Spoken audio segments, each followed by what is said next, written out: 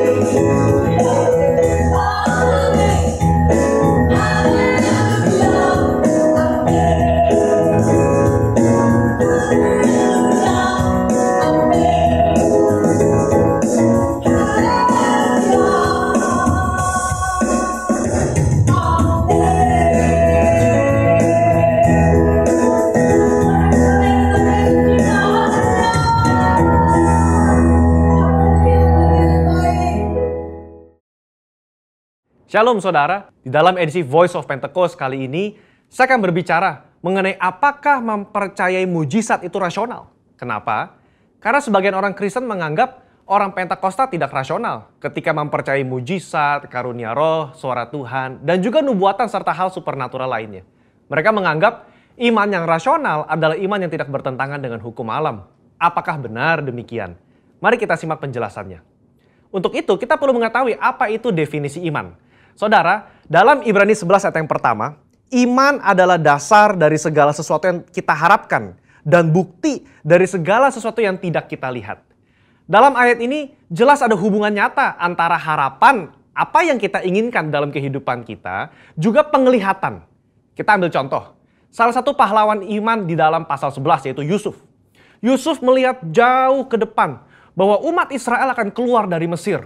Dia minta agar tulang-tulangnya dibawa keluar. Padahal saat itu bangsa Israel masih lama berada di tanah Mesir.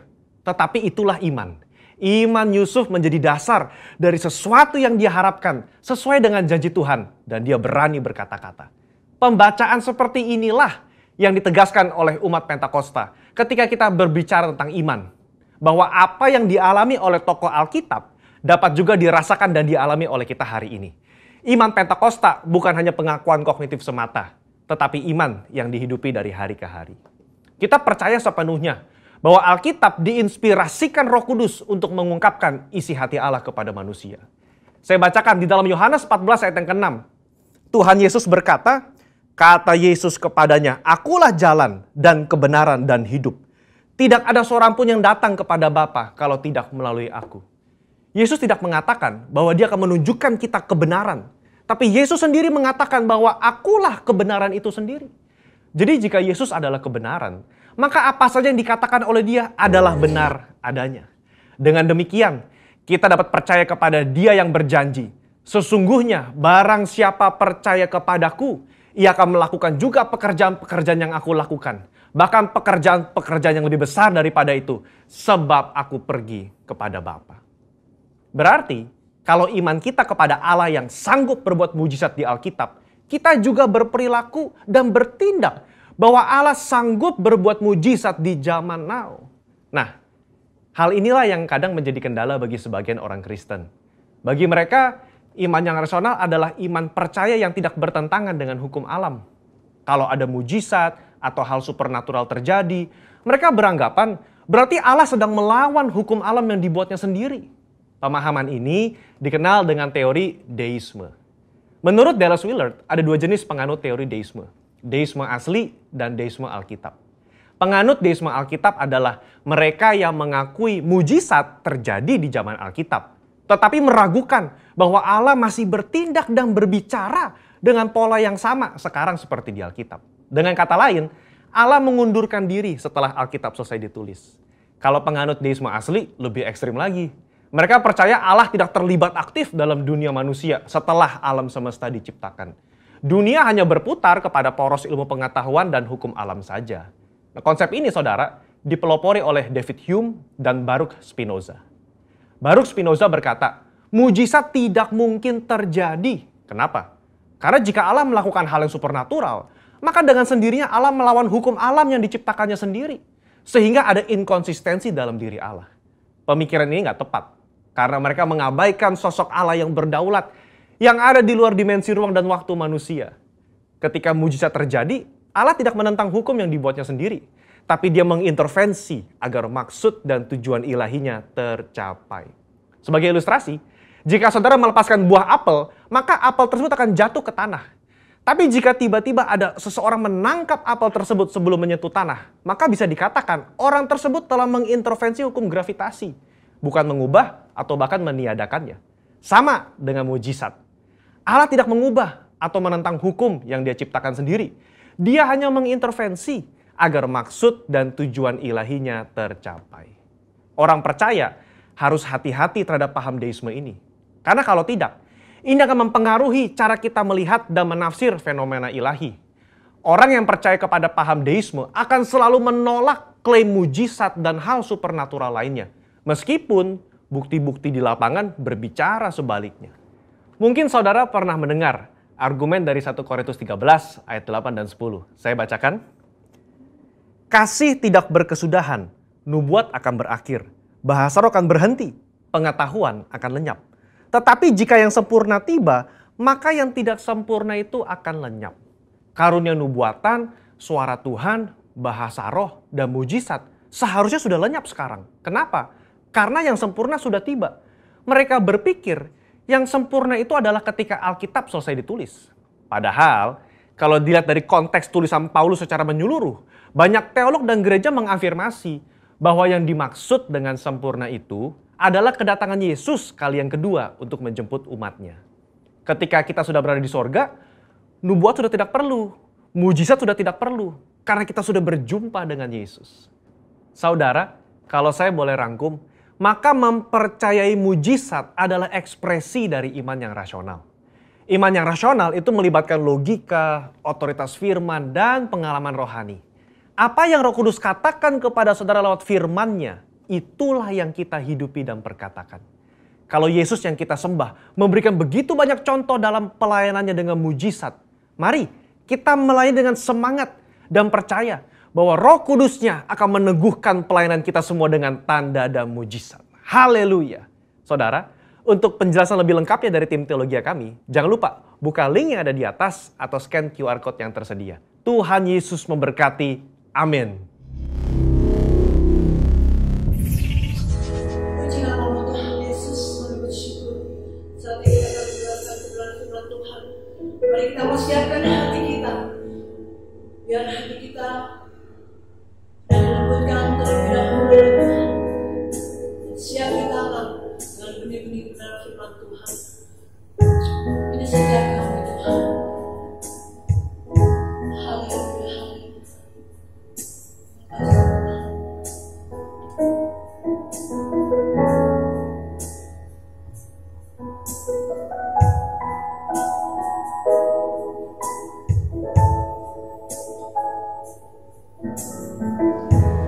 Banyak yang kau berbuat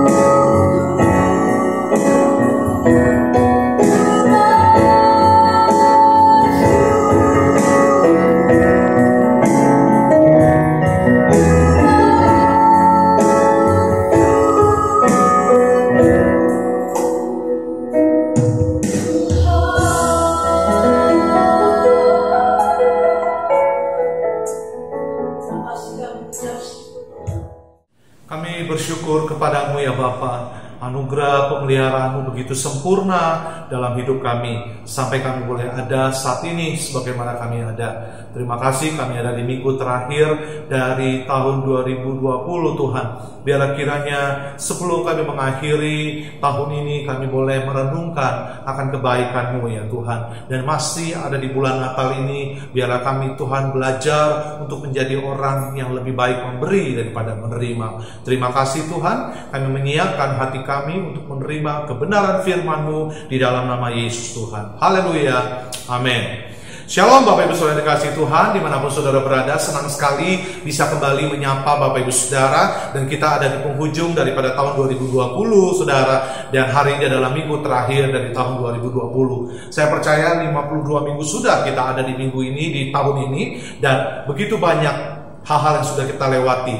Ada begitu banyak badai, bahkan sepanjang tahun ini kita boleh mengalami begitu besar badai dan goncangan yang terjadi dalam hidup kita. Namun kita tetap bersyukur kepada Tuhan karena Tuhan baik buat setiap kita. Nah, masih dalam tema Natal, bahwa lebih baik memberi daripada menerima. Hari ini saya mau menyampaikan firman Tuhan dengan tema tidak dengan tangan yang hampa. Sebuah journey, sebuah perjalanan daripada Natal atau Christmas.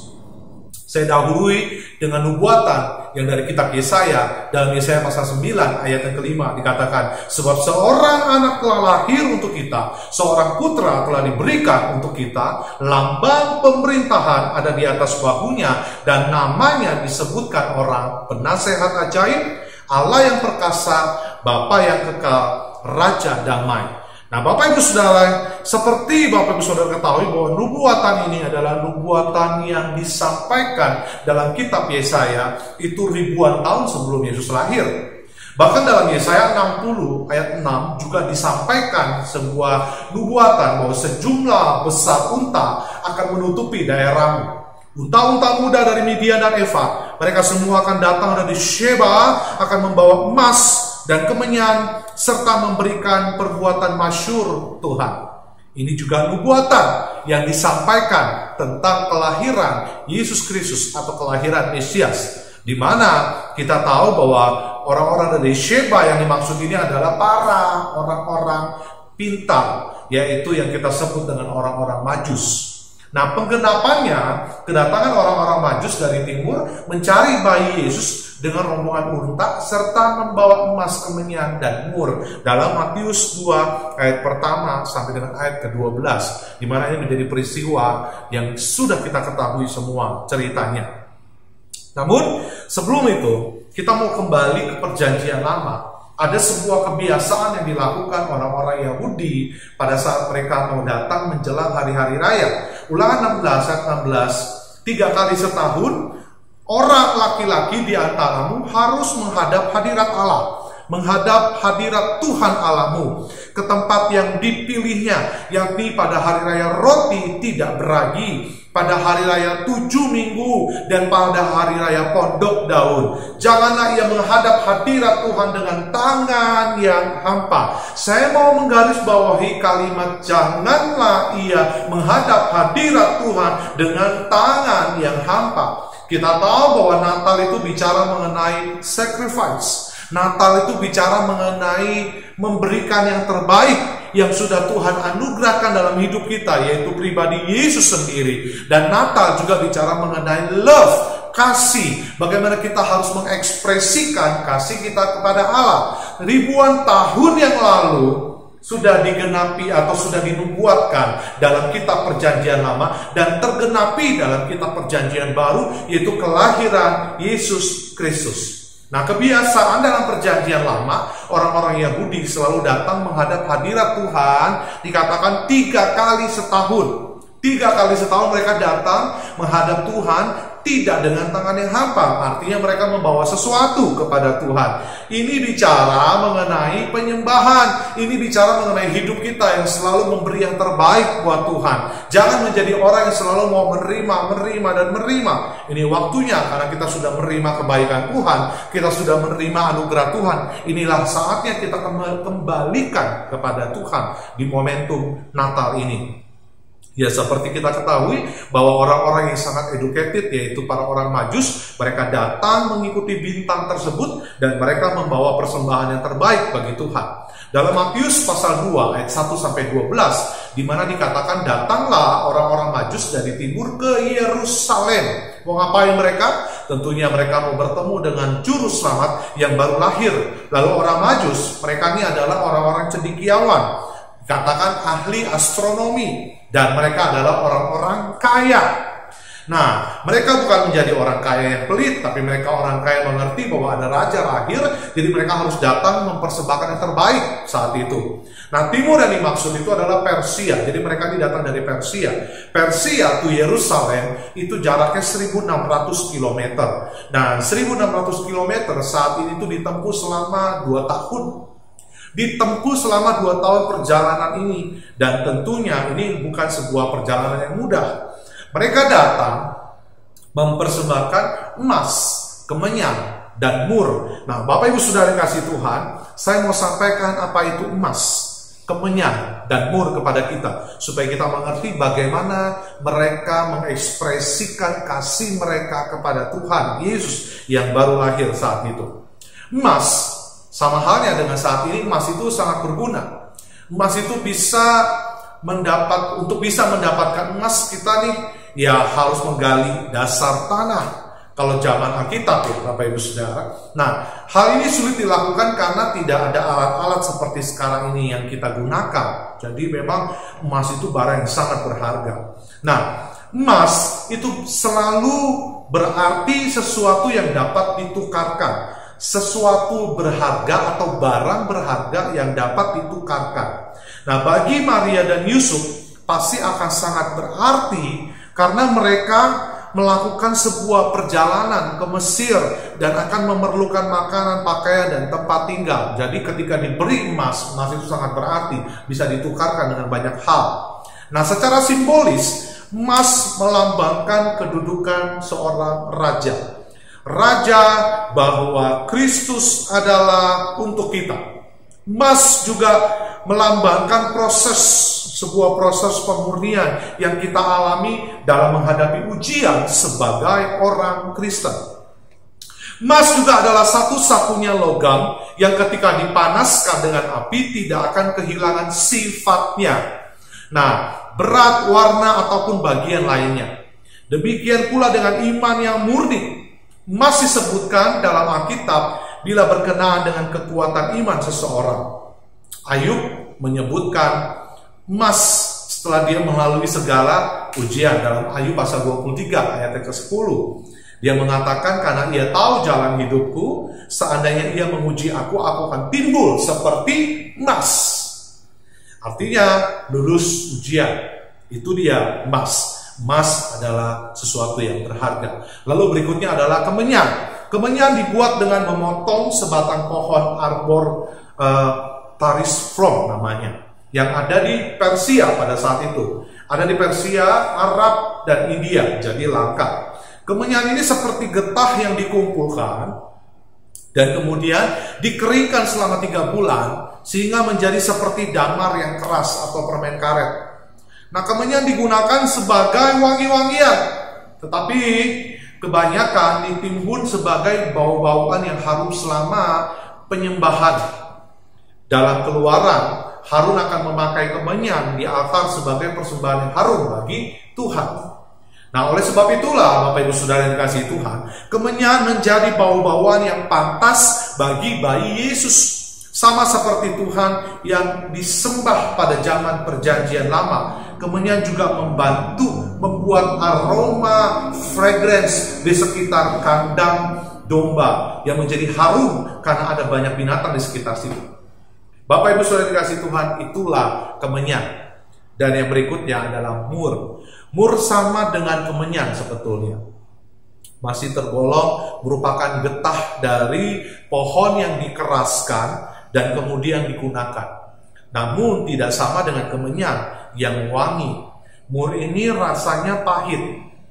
Mur ini sering digunakan untuk membalsam orang mati, karena orang mati ini memiliki harta yang harus dijaga. Jadi untuk mengawetkan mayat, dibalsam menggunakan mur supaya tubuh jasmani orang tersebut tetap awet. Mur juga digunakan sebagai wewangian, bahan untuk minyak urapan yang disebutkan dalam kitab Keluaran. Nah, tetapi bagi Maria dan Yusuf, mur digunakan untuk pengobatan. Saat itu mur digunakan untuk pasta gigi, pencuci mulut, dan tata rias. Nah, akhirnya mur ini melambangkan cawan pahit yang harus diminum oleh Kristus di dalam penderitaan untuk menebus dosa saudara dan saya, dan untuk memulihkan kita melalui kematiannya. Jadi 3 persembahan ini menjadi persembahan yang berharga pada saat itu. Nah, prinsip dunia dalam hal memberi, bahwa kekuatan untuk memperoleh harta adalah dengan menghemat dan memperoleh. Kekuatan, sekali lagi, kekuatan untuk memperoleh harta adalah dengan menghemat dan mendapatkan.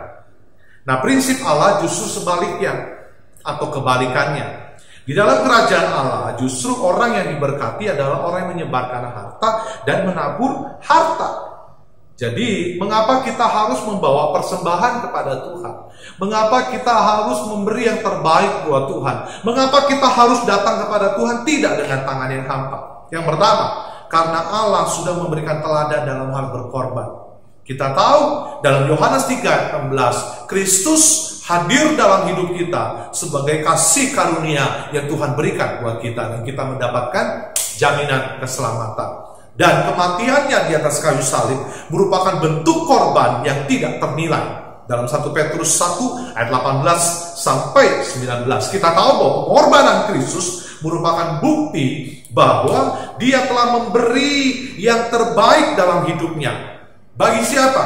Bagi kita. Olehnya kita harus meneladani dengan apa? Memberikan atau mempersembahkan yang terbaik bagi dia, yang terlebih dahulu berkorban bagi kita. Tuhan sudah meneladani, marilah kita juga melakukan hal yang sama. Yang berikutnya, kenapa kita harus membawa persembahan? Karena hidup kita bukan milik kita lagi. Dalam 1 Korintus 6 ayat 19, memberikan pengertian seharusnya segala sesuatu yang ada pada kita juga bukan milik kita, melainkan milik Allah yang telah menebus dan menyelamatkan kita. Kalau kita diberikan berkat lebih, artinya kita cuma stewardship. Kita cuma pengelola, bukan pemilik. Segala yang ada pada kita sebagai orang percaya itu merupakan milik Allah yang harus kita persembahkan, kita kembalikan bagi Tuhan. Amin, Bapak Ibu Saudara. Mengapa kita harus membawa persembahan? Yang berikutnya, yang ketiga, memberi berarti mempercayai dan mentaati firman Tuhan. Lukas 6 ayat 38. Firman Tuhan berkata, ujilah aku, kata Tuhan, maka Tuhan akan membuktikan bahwa apa yang difirmankannya itu benar dan terbukti. Jadi, dengan kita memberi, artinya kita mempercayai dan mentaati firman Tuhan. Loh, Tuhan kok yang memerintahkan kepada kita untuk menabur, untuk memberi. Amsal 11 ayat 24 dan 25 katakan, ada orang yang menyebar harta bagi pelayanan pekerjaan Tuhan, maka orang tersebut mengalami kelimpahan. Nah, bagian kita adalah mempercayai dan melakukan apa yang difirmankannya. Saudara, jangan menyebar harta ke tempat yang salah. Menyebar harta bagi pelayanan pekerjaan Tuhan itu akan memberkati atau kembali kepada saudara. Dalam Keluaran 24 ayat 23 sampai 24, di sana dikatakan sekali lagi buat kita semua, Bapak Ibu Saudara, bahwa 3 kali setahun orangmu laki-laki harus menghadap hadirat Tuhan Allah Israel. Sebab aku akan menghalau bangsa-bangsa dari depanmu, lalu meluaskan daerahmu. Tiada seorang pun yang akan mengingini negerimu apabila engkau pergi menghadap kehadirat Tuhan Allahmu selama 3 kali setahun. Tentunya dengan apa? Tidak dengan tangan yang hampa. Di penghujung tahun ini, Natal tahun ini, harusnya kita belajar memberi lebih baik daripada menerima. Mari dalam kondisi apapun saat ini, Bapak Ibu Saudara, saya mengajak setiap kita belajar menjadi pemberi daripada penerima. Tuhan Yesus memberkati. Mari kita berdoa. Kami bersyukur buat anugerah berkat-Mu, terima kasih buat firman-Mu, kiranya boleh meneguhkan hati kami di Natal tahun ini ya Bapa. Dan kami percaya besar anugerah-Mu melimpah di dalam hidup kami. Dan kami Tuhan akan terus dipelihara, disertai oleh Tuhan ketika kami melakukan kebenaran firman-Mu. Terpujilah Engkau Tuhan Yesus, kekal selama-lamanya. Haleluya. Bersama kita katakan, amin. Puji nama Tuhan, kita sudah mendengar Tuhan. Saudara diberkati, saya percaya sudah diberkati. Saya akan menginfokan beberapa pengumuman bagi Bapak Ibu, saudara kekasih yang akan memberikan persembahan. Silakan mentransfer di nomor rekening yang ada di bawah ini. Dan bagi Bapak Ibu kekasih yang akan dilayani, yang rindu dilayani secara khusus, silakan menghubungi nomor telepon yang ada di bawah ini. Demikian pengumuman, Tuhan Yesus memberkati. Kita masuk ke dalam doa.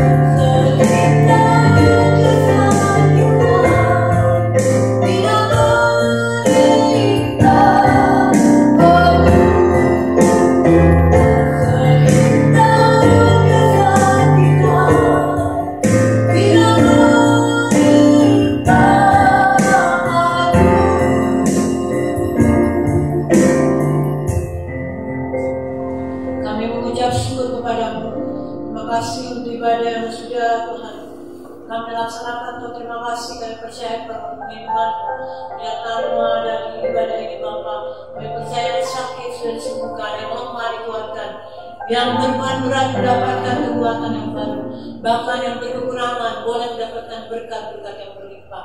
Kami mengucap syukur kepada-Mu. Terima kasih Tuhan. Pada saatnya kami berdoa untuk memimpin rohani kami.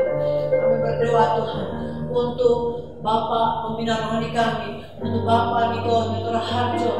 Berkati Pak Niko bersama keluarganya. Berkati juga keempat wakil gembala dari Pak Niko. Berkati Tuhan dalam nama Tuhan Yesus. Berkati Bapak dan berkati Tuhan dan tembok berapi dan pengurapan Tuhan taruhkan lebih lagi Bapak dalam nama Tuhan pengurapan yang ada ini tercurah bagi Bapak gembala pembina kami Bapak dalam nama Tuhan Yesus.